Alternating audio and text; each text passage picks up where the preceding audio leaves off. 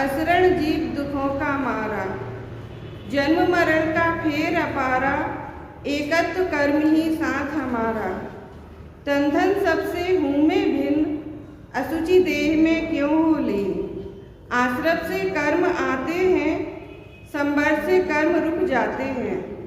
तब से निर्जरा होती है, लोक रचना ऐसी ही होती है। बोधि पाना अति दुर्लभ है, धर्म ही जीवन का बल है। आज की इस पावन गोष्ठी में 12 भावनाओं में से अन्यत्व भावना, असुचि भावना, आश्रम भावना एवं संबर भावना पर आत्मचिंतन हेतु हम सभी एकत्रित हुए हैं। इन्हीं भावनाओं के माध्यम से हम आत्मा की शुद्धि और मोक्ष मार्ग की ओर अग्रसर हों, इसी मंगल भावना के साथ गोष्ठी का शुभारंभ करते हैं। 12 भावनाएं आत्मा को संसार से विरक्त कर संयम और विवेक की ओर ले जाती है। आज की 4 भावनाएं। अन्यत्व भावना, शरीर व संबंध मुझसे भिन्न है, मैं आत्मा हूँ, तन मेरा नहीं, धन वैभव सब अपना नहीं, जो आया है वो जाएगा, मेरा केवल मेरा आत्मा ही रहेगा। परिजन पद सम्मान सभी क्षणिक है, नश्वर है अभी, जो समझे अन्यत्व का ज्ञान वही पाए सच्चा आत्म कल्याण। असुचि भावना, देह की अपवित्रता का बोध, यह देह अपवित्र है।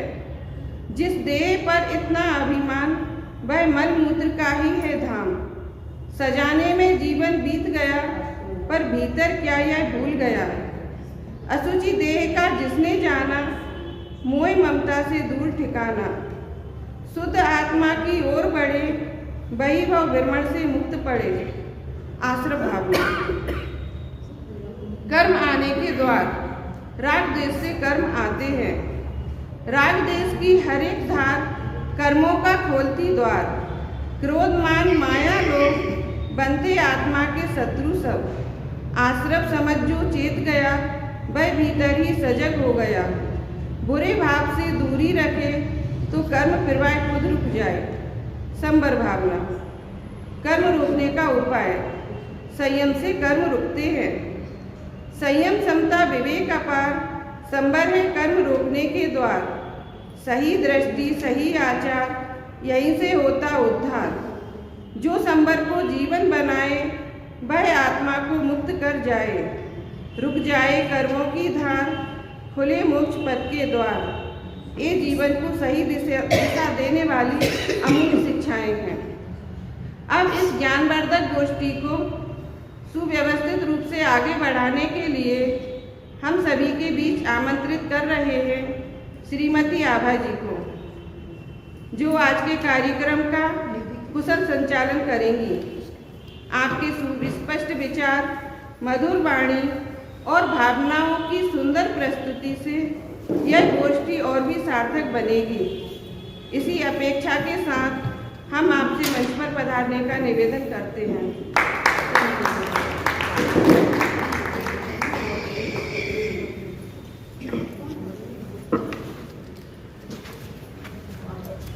सूर्य सुरेंद्र नरेंद्र वंदित कर में मलिनेरि मलिकरण ब्रसतीत के करे तारे सिरि वर्धमानी जिन सत्य सत्य नमन। गोष्ठी प्रारंभ होने से पहले मंच पर अध्यक्ष पद हेतु मैं बुलाना चाहूँगी मम्मी को, वो आए और अपना स्थान ग्रहण करें। नाम शकुंतला जैन, बेगमगंज।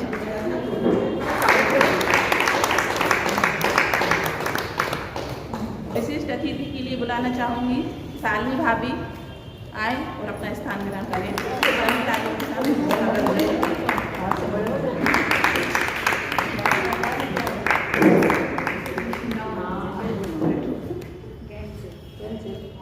किसी भी कार्य की निर्विघ्न समाप्ति के लिए मंगलाचरण की आवश्यकता होती है और उसके लिए मैं बुलाना चाहूँगी श्रीमती स्वाति जैन। स्वाति जैन आए और मंगलाचरण प्रस्तुत करें। सभी को शुद्धात्मा बनना है। मैं लौट कर निकुत कभी जाऊंगा नहीं, सम्यक धन जो पाया है गवाऊंगा नहीं। मेहनत से मैंने वेद ज्ञान पा ही लिया है, मिथ्यात्व मोह कभी लाऊंगा नहीं। स्वर्गों के सुख का मार्ग तो पाया अनंत बार, स्वर्गों की क्षणिक सत्ता को लुभाऊंगा नहीं। संसार मार्ग छोड़ मोक्ष मार्ग पाया है, निज मोक्ष मार्ग तज के कभी जाऊंगा नहीं। मैं लौट कर निकुत कभी जाऊंगा नहीं, सम्यक धन जो पाया है गवाऊंगा नहीं। बहुत ही सुंदर मंगलाचरण स्वाति ने किया। बहुत बहुत धन्यवाद स्वाति के लिए। सभी लोग एक बार फिर जोरदार तालियां करें। अब हम अपनी गोष्ठी प्रारंभ करते हैं। आज हमारी गोष्ठी का विषय है 12 भावना, जिसमें पूर्व में हुई 4 गोष्ठी में 4 बहनों ने हमें बहुत ही अच्छे से ज्ञानवर्धक रूप से समझाया अनित्य, असरण, संसार और एकत्व भावना के बारे में। अब आज आगे की 4 भावनाएं जो हमारी अन्यत भावना, असूचि भावना, आश्रव भावना और संभर भावना, 4 बहनें आगे की भावनाओं के बारे में हमें बताएंगी। अब हम थोड़ा सा जानें कि भावना किसे कहते हैं। तत्वों के बार बार चिंतन को भावना कहते हैं। भावनाएं 12 भावनाएं वैराग को बढ़ाने वाली हैं। भावनाएं संसार को असारता और आत्मा की महिमा बताने वाली दर्पण की समान है। भावना का दूसरा नाम अनुप्रेक्षा है। अनुप्रेक्षा अर्थात चिंतन करना। 12 भावनाओं के नाम सभी को पता है, फिर भी एक बार उनको बताती हूँ। अनित्य, असरण, संसार, एकत, अन्यत, असूचि, आश्रव, संवर, निर्जरा, लोक, बोधि दुर्लभ और धर्म भावना। 5वीं भावना से आज हमारी गोष्ठी होना है। 5वीं भावना है अन्यत भावना। जिस देह में आत्म रहे वह देह भी जब भिन्न है, तब क्या करे उनकी कथा जो क्षेत्र से भी अन्य है। भिन्न परिजन भिन्न पुरजन, भिन्न ही धन धाम है। भिन्न भगिनी भिन्न जननी, भिन्न ही प्रिय बाम है। शरीर और आत्मा भिन्न है। जब देह ही अपनी नहीं तो अन्य बाहरी पदार्थ, स्त्री, पुरुष, मकान, धन अपने कैसे हो सकते हैं। अन्यत भावना के बारे में विशेष रूप से बताने के लिए आ रही हैं हमारी श्रीमती निधि भाभी। निधि भाभी आएँ और अन्यत भावना के बारे में हमें बताएं।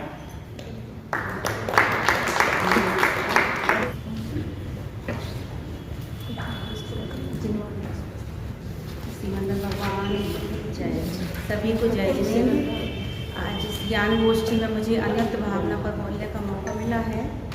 मैं कोशिश करूंगी कि अपने विचार आप तक अच्छे से पहुंचा पाऊं। मेरा प्रथम प्रयास है ये सबके बीच में बोलने का। मेरे न हुए मैं भी इनसे अति भिन्न अखंड निराला हूँ, निज में पद से अन्यत्व लिए निज समरस पीने वाला हूँ। अन्यत्व भावना जैन धर्म की 12 भावनाओं में से एक है, जिसका अर्थ है अन्न होने का भाव या भिन्नता का चिंतन। यह एहसास कि आत्मा शरीर, मन, धन, रिश्ते और संसार की किसी भी वस्तु से पृथक है। यह विचार हमें वैराग और आत्मशुचिता की ओर ले जाता है, क्योंकि कोई भी बाहरी वस्तु हमेशा के लिए हमारी हो ही नहीं सकती। यह समझना कि यह घर, शरीर आदि मेरे हैं या रिश्तेदार मेरे हैं, यह सब भ्रम है। आत्मा केवल इन सभी से अलग है और केवल अपने भावों का करता है। आज एक प्रसंग ऐसा ही आया है जीवन में, जहाँ हम लोग गए थे सुबह। वहाँ देख के अन्यत्व भावना का ऐसा लग रहा था कि मतलब हम लोगों ने लाइव देखा वो सब कि क्या है अन्यत्व भावना। और वहाँ जाके ऐसा अंदर से बहुत तकलीफ हुई देख के कि वाकई में किसी की धन दौलत, लाखों की संपदा, एफडी कुछ भी काम नहीं आती है। उसकी मतलब उस जीव को एक पैसा, एक दाना खाने का भी उसको अपने पैसे का शायद नसीब नहीं हुआ आखिरी सांस तक। एक पैसे का इलाज के लिए वो चली गई इस दुनिया से। तो ये सब अन्यत्व भावना के ही उदाहरण हैं जो जीवन में देखने मिलते हैं। किंतु बस देखते हैं, उनसे शायद वैराग्य नहीं आ पाता है हम लोगों को। 1-2 दिन बाद सब अपने जीवन शैली में वापस आ जाते हैं, सब भूल जाते हैं कि क्या हुआ था। अन्यत अंतरिक्षा को समझाने के लिए आचार्य कार्तिकेय स्वामी ने कार्तिकेय अंतरिक्षा ग्रंथ में गाथा 80, 81, 82 में इसका वर्णन किया है। आचार्य कहते हैं कि आत्मा से शरीर, स्त्री, पुत्र आदि के भिन्न चिंतन को अन्यत अंतरिक्षा कहते हैं। आत्मा से सभी वस्तुएं भिन्न हैं, संसार की सभी विभूति हमसे भिन्न हैं। हाथी, घोड़ा, धन, गाड़ी, बंगला सभी आत्मा से भिन्न हैं। यद्यपि मैं इनको मानता तो हूँ, फिर भी इनसे प्रीति करता हूँ और अपना मानता हूँ, इनसे राग करता हूँ। ये सत्य है कि जब शरीर ही अपना नहीं तो पृथक दिखाई देने वाली मित्र, बंधु आदि पर पदार्थ अपने कैसे हो सकते हैं। ये सब मेरे से भिन्न हैं और हमेशा भिन्न ही रहेंगे, किंतु हमें इसको स्वीकार करना पड़ेगा। इनका संयोग तो हुआ, पर ये सब साथ देने वाले नहीं हैं। फिर भी मैं मोह के वशीभूत हुआ मिथ्या मान्यता से पराई वस्तु को अपना मानकर सुख की कल्पना करता हूँ। पानी की आशा में दौड़ दौड़ कर प्राण गंवाने वाले उस हिरण की भांति मैं अज्ञानी संसार की मरीचिका का भेद ही नहीं समझ पाते। मैं ज्ञानवान चेतन स्वरूप हूँ और दिखाई देने वाले संपूर्ण जगत जड़ अचेतन है। इनसे हमारा तालमेल कैसा? इस तरह भेद विज्ञान कर अपने शुद्ध स्वभाव को निरंतर पाने में उद्यमशील विचार करना ही अन्यत अंतरिक्षा है। यह संसारी जीव अन्य जीवों के लिए तो शोक करता है, किंतु संसार रूपी महासमुद्र में डूबते हुए अपनी आत्मा के लिए शोक नहीं करता। कभी उसको इस चीज़ का एहसास ही नहीं होता कि हम एक महासमुद्र में डूबते जा रहे हैं, अपना समय गंवा रहे हैं। एक एक भाव ऐसे ही निकलता जा रहा है हमारा। आज उधर देख के यही लगा कि इसका एक भाव ये आखिरी था या क्या था। बिना धर्म के जैन कुल में आई और चली गई। आखिरी समय में शायद उसके कान में नमोकार मंत्र भी नहीं पड़ा, यही नहीं पता कि उसके प्राण कब निकले। तो ऐसे ही हम भी हैं, मतलब हम मान रहे हैं कि हम ज्ञानी हैं या हम स्वाध्याय कर रहे हैं, सबकी दशा यही चल रही है। मेरा आत्मा तो ज्ञान दर्शन स्वभावी है। शरीर आदि से आत्मा के भिन्न चिंतन को अन्यत अंतरिक्षा कहते हैं। अन्यत्व का चिंतन करते हुए यथार्थ में भेद विज्ञान नहीं हो तो चिंतन कार्यकारी नहीं है। संक्षेप में अन्यत भावना हमें यह सिखाती है कि हम शरीर और बाहरी दुनिया से अलग हैं, और यह समझ ही हमें सच्ची स्वतंत्रता और आत्मिक शांति की ओर ले जाती है। अंत में मैं 12 भावना की कुछ पंक्तियों के साथ अपनी बात। मोह रूप मृग तृष्णा जग में मिथ्या जल चमके, मृग चेतन नित्य भ्रम में उठे उठे दौड़े थक थक के, जल नहीं पावे प्राण गवावे, भटके भटके मरता, वस्तु पराई माने अपनी भेद नहीं करता। तू चेतन अरु देह अचेतन, यह जड़ तू ज्ञानी, मिले अनादि तन ते बिछुड़े ज्यों पे अरु पानी। रूप तुम्हारा सब सो न्यारा, भेद ज्ञान करना, चलो पौस थके न तोलो, उद्यम सो करना। जय जिनेन्द्र। बहुत ही सुंदर, बहुत ही अच्छे अन्यत भावना के बारे में निधि भाभी ने हमें बताया। किस प्रकार आत्मा और शरीर अलग है। यह शरीर, रिश्ते, संपत्ति सब आत्मा से भिन्न है। जब शरीर बीमार होता है तो आत्मा बीमार नहीं होती, और जब शरीर मरता है तो आत्मा नहीं मरती। यही भाव निधि भाभी ने हमें बताए कि यह अन्यत भावना कैसी है। इसका यही सच्चा भेद विज्ञान है कि शरीर और आत्मा अलग है। अब आप लोगों से क्वेश्चन है, अन्यत भावना किसे कहते हैं? 80, 81, 82 गाथा में बोला है कि शरीर आदि भिन्न है। सही बोल रही हूँ, थोड़ा और सही करके बोल दो उसको। कौन शरीर आदि से भिन्न है?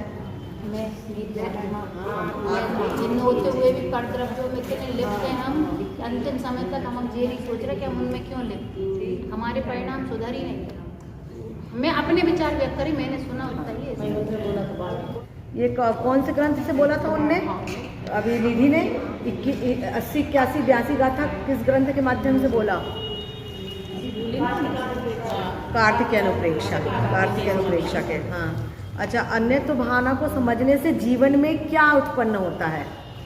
लास्ट में बोला था, 2 पॉइंट आए थे और उसमें शायद निधि को भी याद हो, 2 पॉइंट आए थे बहुत अच्छे कि अन्यत्व भावना को समझने से क्या फल होगा अपना। नहीं, जो उनने बोला था वो पूछ रही हूँ मैं। ये तो है ही, अन्यत्व भावना को समझने से संसार से विरक्ति तो होगी, पर एक जो मतलब सच्ची और अच्छी बात थी, याद है किसी को? क्योंकि देखा उन्होंने कि किसी का पैसा किसी के काम नहीं आता, शायद वो जैन उसमें भी जैन नहीं तो फल क्या मिला अपने को, मतलब उसको समझने से। अन्यत्व भावना ने अपन ने सब समझ लिया। अन्यत्व उन्होंने ये बोला था ना, भाव खराब हो गया, क्या पता उसने अंतिम समय नमोकार मंत्र में नहीं, वो तो उनके लिए था। तुम्हें याद है निधि? हाँ बोलो।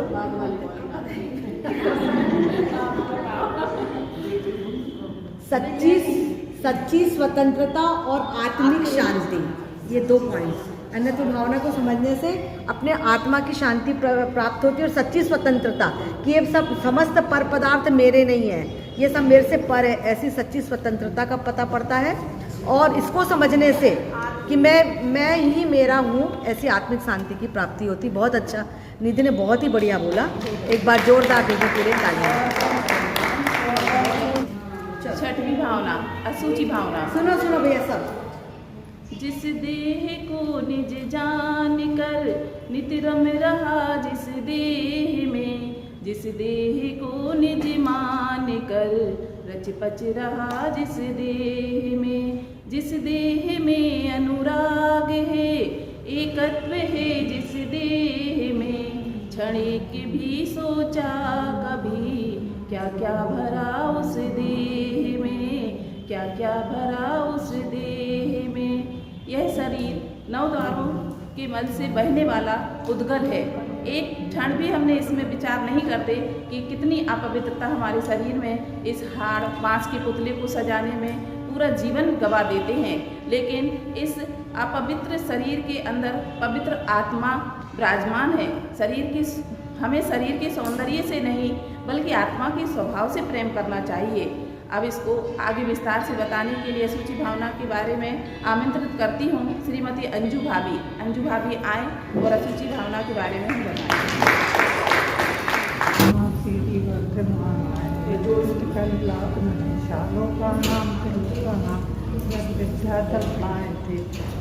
सभी बहनों को सादर जय। आज की गोष्ठी का विषय है 12 भावना। आज मैं 12 भावनाओं से असूची भावना पर बोल रही हूँ। असूची यानी अपेक्ष दुर्गंध है, अत्यंत मलिन मल पूर्ण मास का घर है। देह में भगवान आत्मा विराजमान है। देह व देहादिक सहयोगी पदार्थों के सहयोग में रहने पर भी जीव प्रति स्वच्छ और निर्मल है।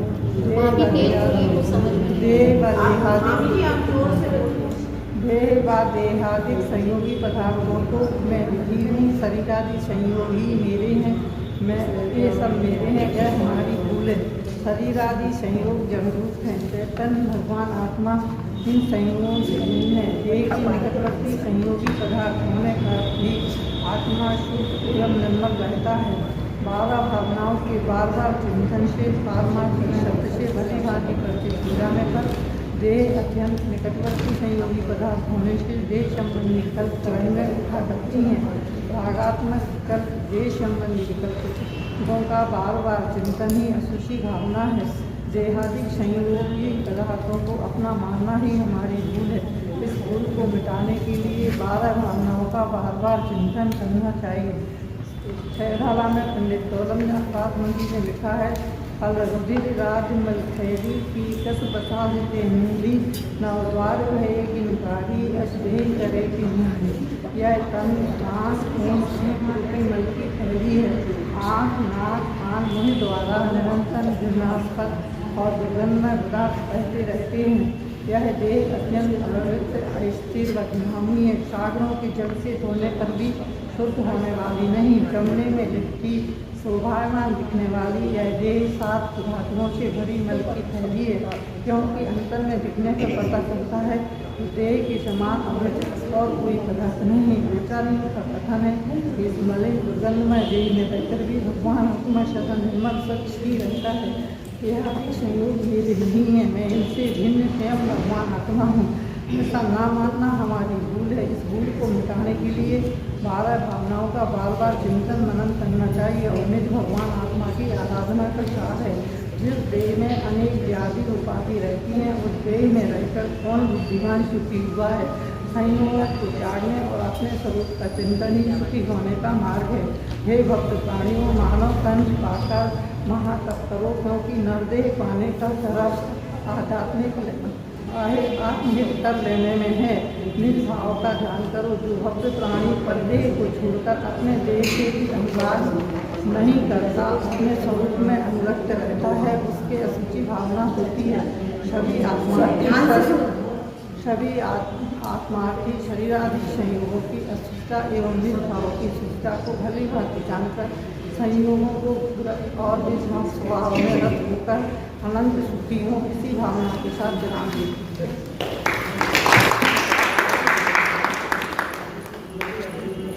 अंजू भाभी ने बहुत अच्छे से हमें बताया अशुचि भावना क्या है।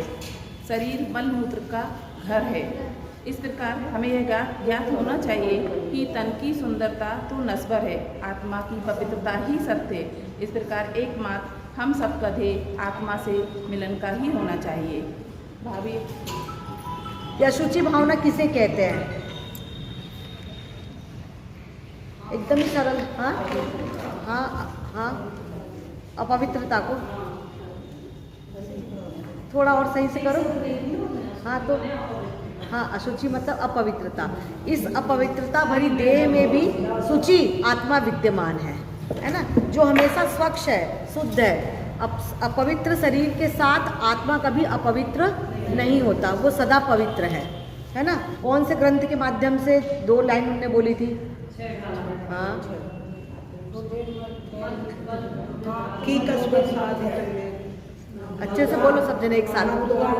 पल रुधिर मल धैली की कसब साधिते मैनी, लग द्वार बहे विनकारी, रस देह करे की मयारी।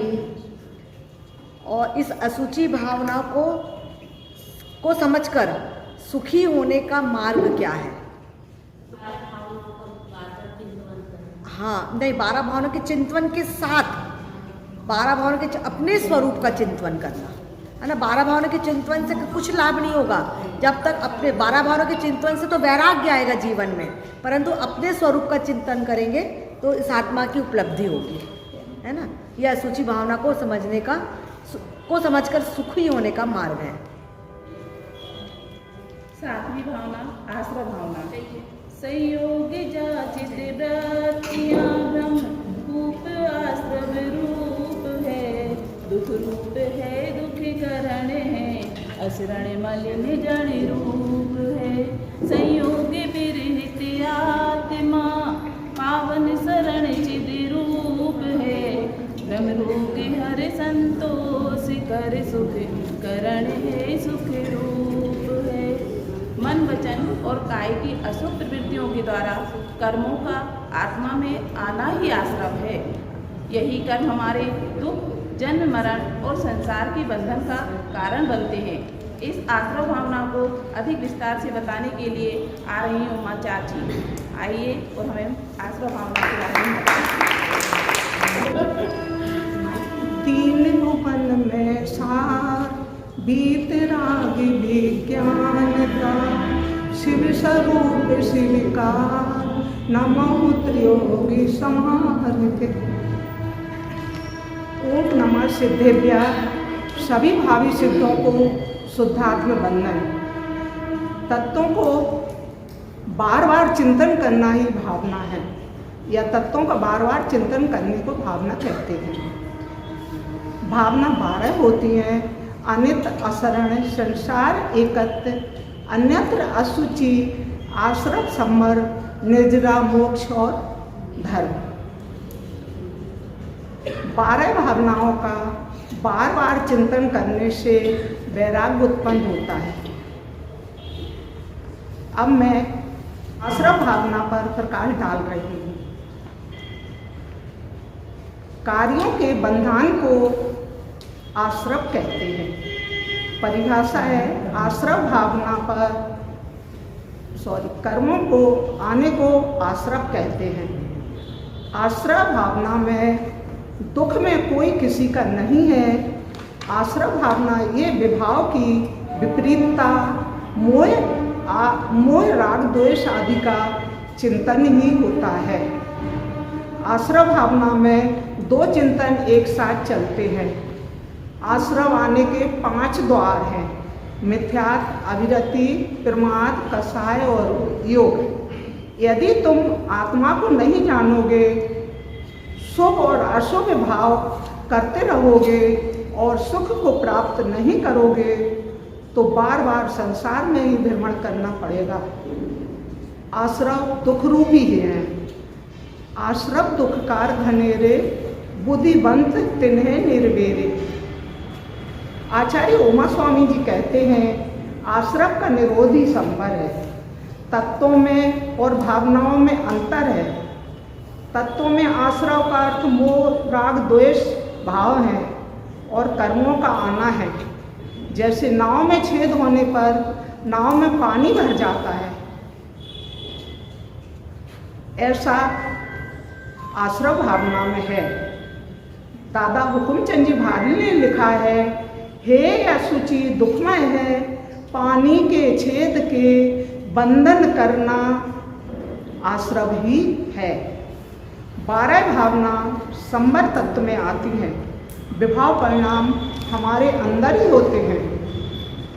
पहले की 6 भावनाओं में वैराग्य उत्पन्न कराने की शिक्षा दी गई है। हमारे मोह राग द्वेष आदि भाव होते हैं, लेकिन इनसे भिन्न शुद्ध आत्मा को दिखाने के लिए यह भावना काम करती है।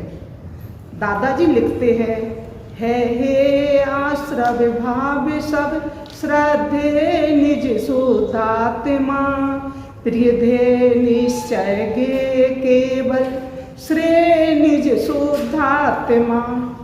आश्रम भावना में पुण्य और पाप और शुभाशुभ भावों दोनों को ही हे कहा गया है, क्योंकि एक अगर लोहे की बेड़ी है तो एक सोने की बेड़ी है, लेकिन बेड़ी तो दोनों ही है, दोनों से ही बंधन होता है। इन भावनाओं का चिंतन व्यक्ति को सांसारिक मोह माया से विरक्त कर आत्मशुद्धि और शुद्धात्मा का चिंतन करने और आश्रव से निर्वृत्त होकर मोक्ष प्राप्ति के मार्ग पर चले, यही भावना इस में बताया गया है। इस भावना में यही बात बताई गई है। मोह नींद से उठे रे चेतन, तुझे जगावन को हो दयाल उपदेश गुरु, 12 भावन को। इसमें जो गलतियाँ हुई हैं उनको क्षमा करना। बहुत ही अच्छा उमा चाची ने बताया कि आश्रम भावना क्या है, किस प्रकार दुख बाहर से नहीं बल्कि हमारे अपने कर्मों से आते हैं। आश्रम भावना का उद्देश्य भय पैदा करना नहीं है, बल्कि जागृति लाना है। आश्रम भावना हमें आत्मचिंतन के लिए प्रेरित करती है। सबसे पहले तो इन्होंने बताया भावना किसे कहते हैं। तत्वों का बार बार चिंतन ही भावना है। भावना कितनी होती है? कौन कौन सी? एक साथ ए लाइन से, अनित्य, अक्षय, संसार, एक अन्यत्र, एक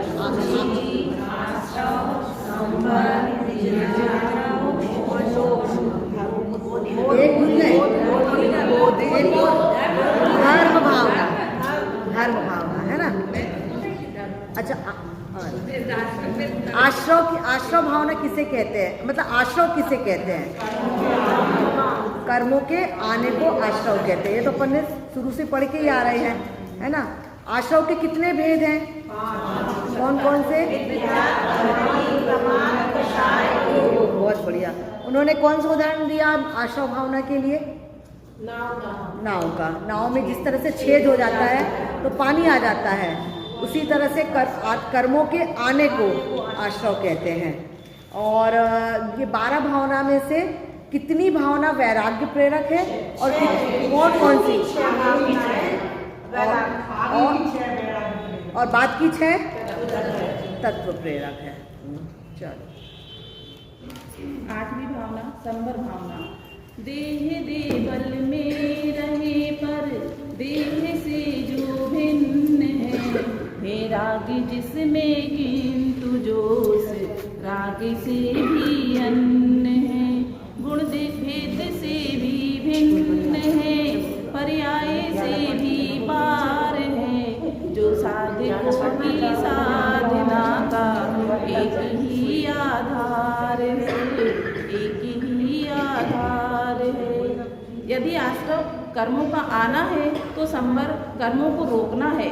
संयम से, क्षमा से, संतोष से, तप से, अहिंसा से, सदाचार से, समता से नए कर्मों को आने से रोकना ही मोक्ष का मार्ग है, अर्थात संवर है।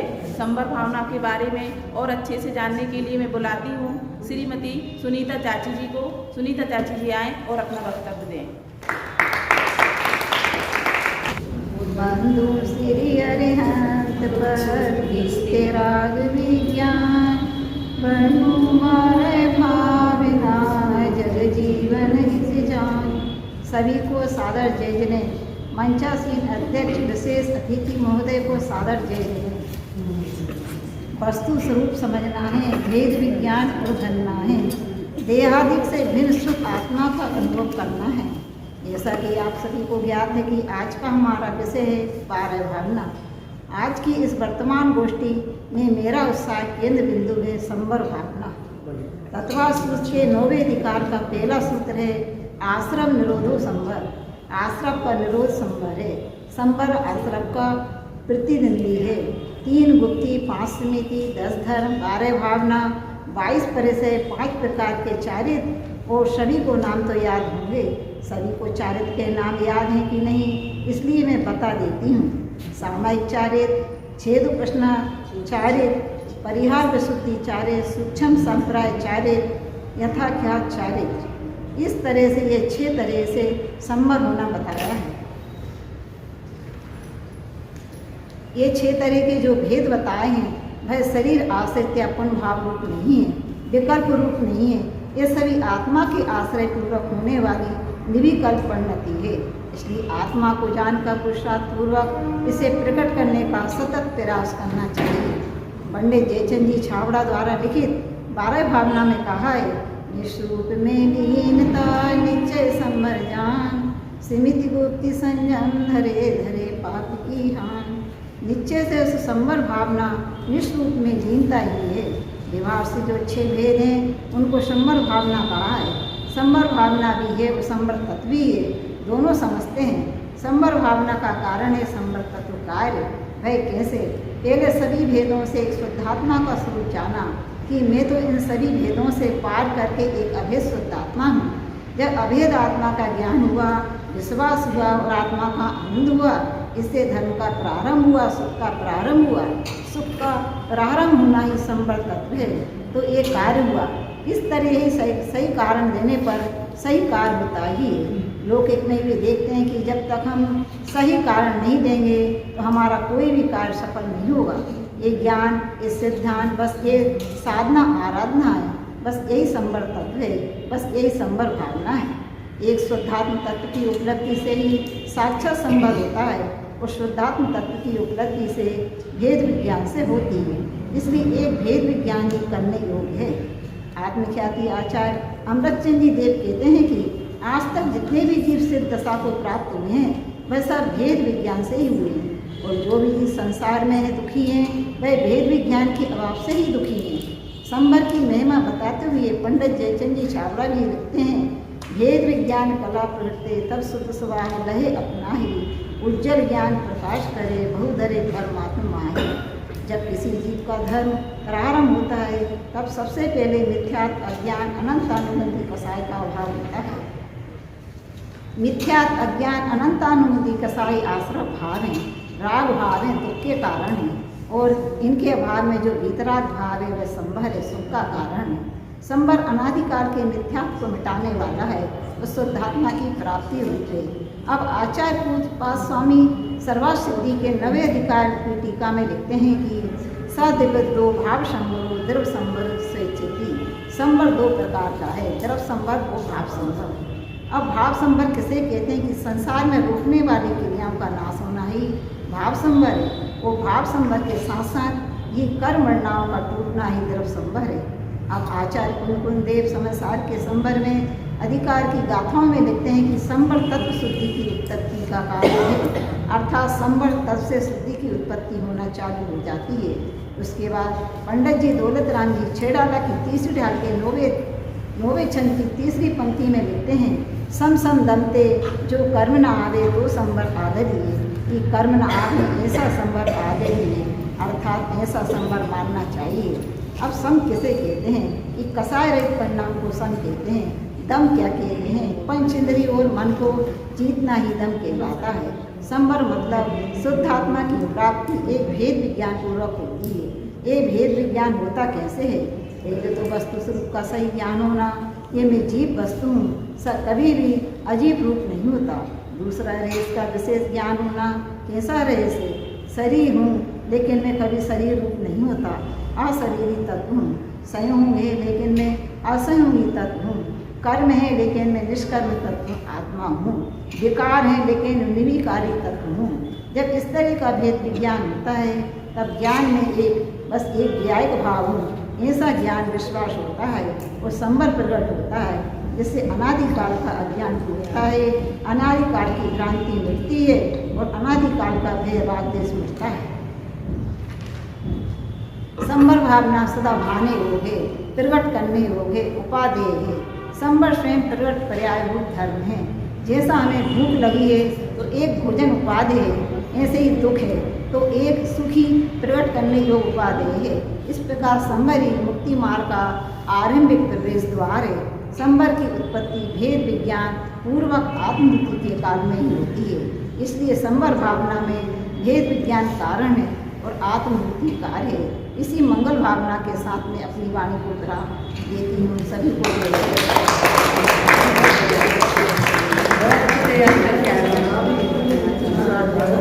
बहुत ही अच्छी तैयारी करके बहुत ही सार्थक शब्दों में चाची जी ने हम लोग, आप लोग शांत हो जाएं।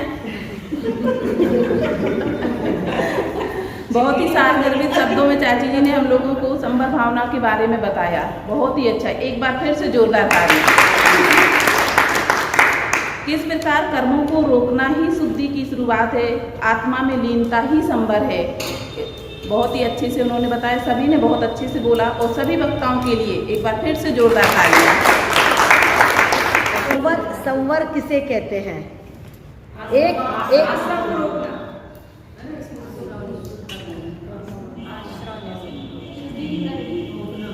सुख का उत्पन्न होना, सुख की उत्पत्ति है ना, सुख की उत्पत्ति।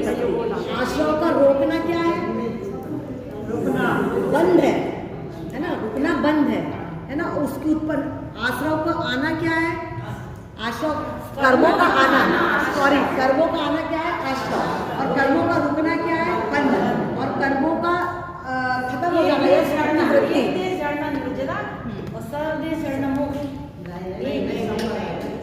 एक देश झरना संवर, सर्वदेश झरना तो मोक्ष, पूर्णतः झड़ जाना मोक्ष। परंतु उसको अपन बोलते हैं शुद्धि की वृद्धि, है ना। शब्द है शुद्धि की वृद्धि उत्पन्न होना। संवर मतलब शुद्धि की वृद्धि। और संवर का एक और मतलब क्या है? हाँ, तो आत्मा के उसके मतलब एक और अच्छा सा शब्द कोई, आत्मा में लीनता से क्या प्रकट होगा? संवर, शुद्धि की वृद्धि होती है तो क्या प्रकट होगा? है संवर शुद्धि की वृद्धि होती तो संवर प्रकट होता है। संवर मतलब क्या प्रकटता है? शुद्धि की वृद्धि में क्या आता है? आत्मा में क्या प्रकट होता है?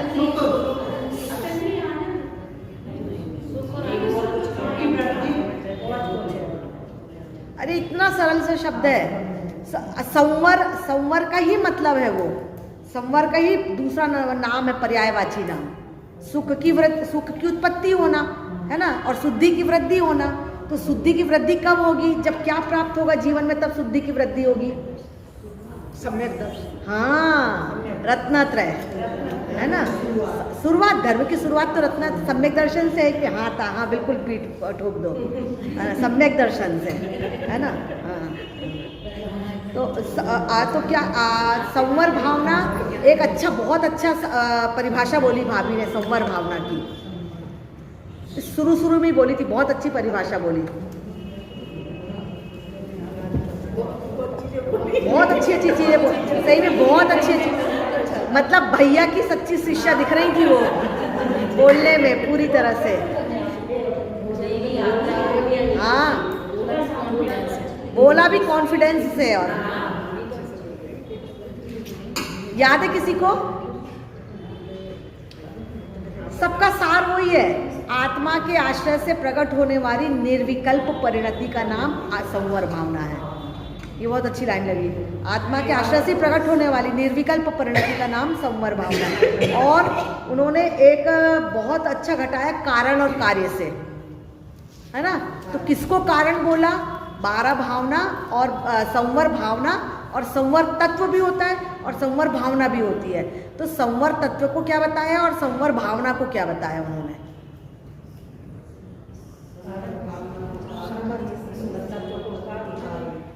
हाँ हाँ हाँ, बोल सही रहे, पर कॉन्फिडेंस मतलब वो डर वाला बोल रहे हैं, बिल्कुल सही है। 12 संवर भावना को कारण, जब कारण मिलेगा तो कार्य उत्पन्न होगा। कारण मिला तो कार्य क्या उत्पन्न हुआ? रत्नत्रय की प्राप्ति रूप कार्य उत्पन्न हुआ। और एक उदाहरण बहुत अच्छा दिया, मेरे को तो बहुत अच्छा लगा उदाहरण, बहुत ही अच्छा लगा, बहुत अच्छा नहीं, बहुत ही। और पता नहीं आपको कौन ने बताया उदाहरण, पहली बार ही सुनने में आया मेरे को, तो बहुत अच्छा उदाहरण दिया है संवर से संबंधित। और अपन का सुबह उसी से होती है, शाम उसी से होती है, और आज शाम के बाद कल सुबह भी उसी से उत्पन्न होती है। हैं? भूख, उन्होंने बोला था, याद आया? अब याद आया क्या? क्या अब बताओ ना, मैं तो बोल दी इतना। हाँ हाँ, जिस तरह भूख के लिए भोजन उपादेय, उसी तरह सुख के लिए संवर उपादेय है। जिस तरह भूख होती है तो भोजन उपादेय है, अपन शाम होती नहीं कल की चिंता, सुबह होती नहीं शाम की चिंता, है ना। और ये बताया था कि संवर का मतलब संवर की प्राप्ति किससे होती है? रत्नत्रय की, संवर मतलब रत्नत्रय, रत्नत्रय की प्राप्ति किससे होती है? हाँ, भेद विज्ञान से। और वो भेद विज्ञान के लिए कौन सा आत्मख्याति का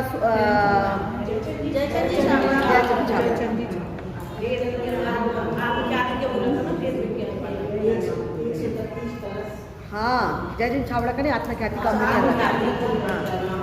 भेद विज्ञान का सिद्धांत उन्हें हिंदी में बोला।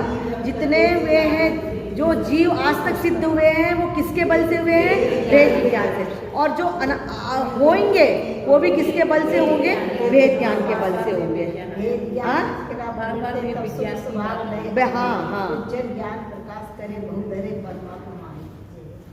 हाँ, फिर से नहीं, ये वाला नहीं, ये मैंने बोला था भेद, जो जितने वे सिद्ध आज तक वो भेद विज्ञान के कारण हुए, और जो सिद्ध होंगे आगे वो भेद विज्ञान से होंगे। और आपने लास्ट में रत्नत्रय कैसे प्रकट होता है ये लास्ट में बता दिया था उन्होंने। हाँ, आत्मा का विश्वास, सम्यक दर्शन, अपनी आत्मा का ज्ञान, सम्यक ज्ञान, और उससे जो सुख उत्पन्न होता है संग्रह होना। वो तो ठीक है, वो तो आप भैया की भाषा में बोल दिया। इनने क्या बोला वो बताओ, इनने क्या बोला वो बताओ। बिल्कुल सही बोल रहे हैं वो। एक ही शब्द बोला, एक मतलब तीन, एक मतलब बस मैं क्या हूँ, जो अपने बच्चों को सिखाते बचपन से, मैं जी हूँ। इस सच्चे श्रद्धान का नाम रत्नत्रय ने शब्द बोला था, मैं जी हूँ, ऐसे सच्चे श्रद्धान का नाम रत्नत्रय है। बहुत ही सभी चीज़, मतलब मैं तो बहुत सारी चीज़ लिखी, बहुत ही अच्छा।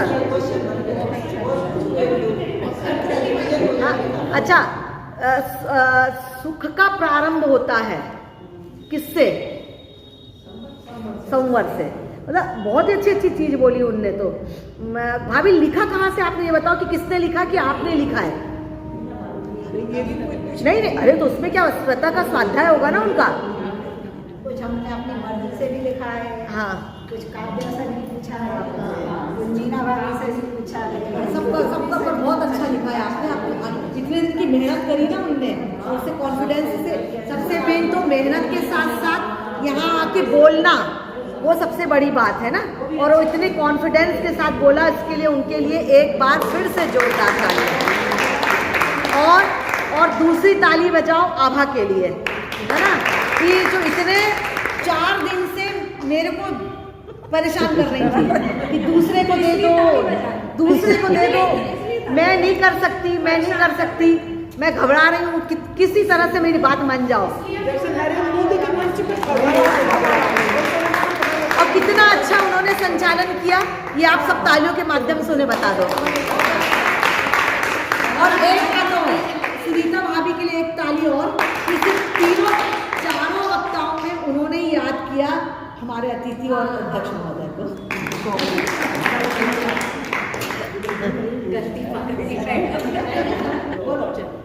निज तत्व को पहचान नाही, भावना का सारे, ध्रुव धाम की आराधना, आराधना का सारे, आराधना का सारे।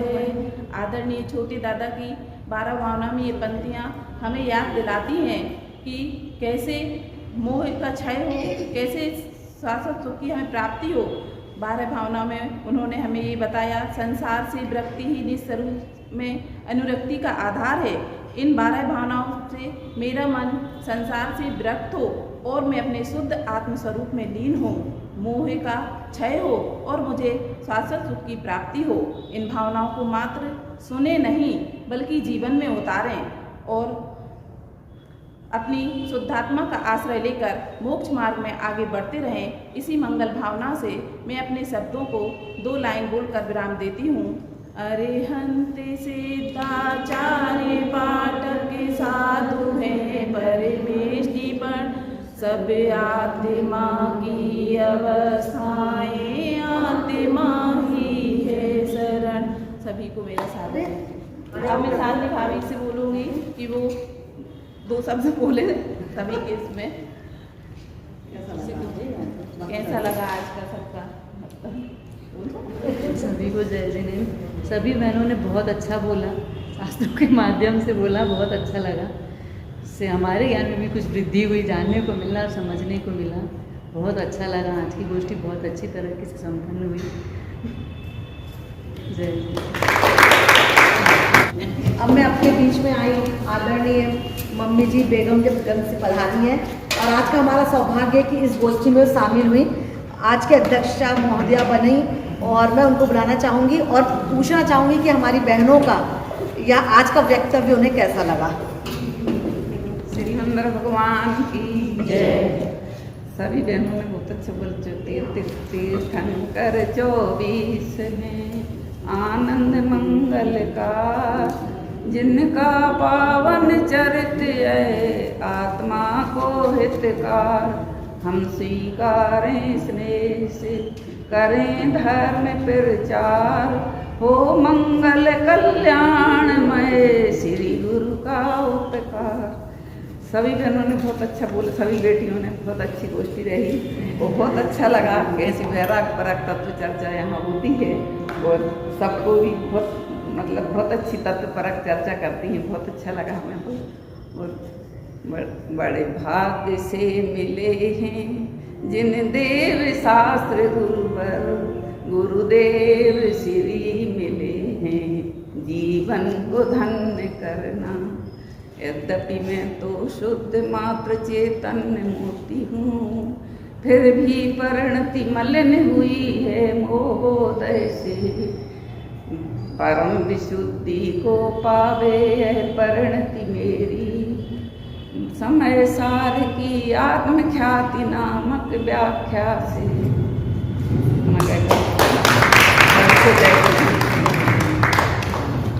बहुत ही बढ़िया 4 लाइन जो लास्ट थी कि सही बात है, अपने को बहुत पुण्य से कि देव शास्त्र गुरु और गुरुदेव मिल गए हैं, उसका भी अब अपन लाभ न ले तो ये अपने अभाग्य की महिमा अब कोई नहीं कह सकता। और आज प्रत्यक्ष अपन रोज देख रहे हैं कि किस तरह से विदाइयाँ हो रही हैं, रोज देख रहे हैं हम प्रत्यक्ष। और अपनी विदाई का नंबर कब आ जाए उसके पहले अपना अपना कार्य कर ले। बस बिल्कुल शुरू करेंगे आज से, सब लोग आज से ही शुरू। आज की हमारी प्रायोजक है प्रीति भाभी यहाँ आ जाएं और एक एक वक्ता को हम बुलाते जाएंगे, उनको प्राइज देती जाए। अंजू भाभी आ जाए, अंजू भाभी चले आ गई।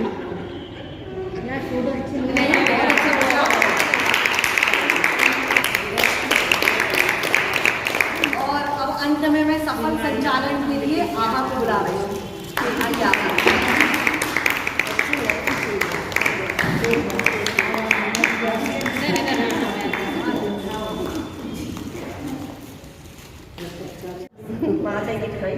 आज की यह गोष्ठी हम सभी के लिए आत्मचिंतन का अवसर बनी। अन्यत्व ने विरक्ति सिखाई, अशुचि ने देह अभिमान तोड़ा, आश्रम ने सावधान किया और संबर ने सही मार्ग दिखाया। हम हृदय से आभार व्यक्त करते हैं हमारी संचालिका महोदया श्रीमती आभा जी का, जिन्होंने पूरे कार्यक्रम को सौम्यता, अनुशासन और भावपूर्ण ढंग से संचालित किया। साथ ही सभी वक्ताओं, श्रोताओं एवं गोष्ठी से जुड़े प्रत्येक सहयोगी का हम हार्दिक धन्यवाद करते हैं। इसी मंगल भावना के साथ हम सब इन भावनाओं को केवल सुने नहीं बल्कि जीवन में उतारें। पुरस्कार वितरण के साथ आज की गोष्ठी यहीं संपन्न करते हैं। जय जिनेन्द्र।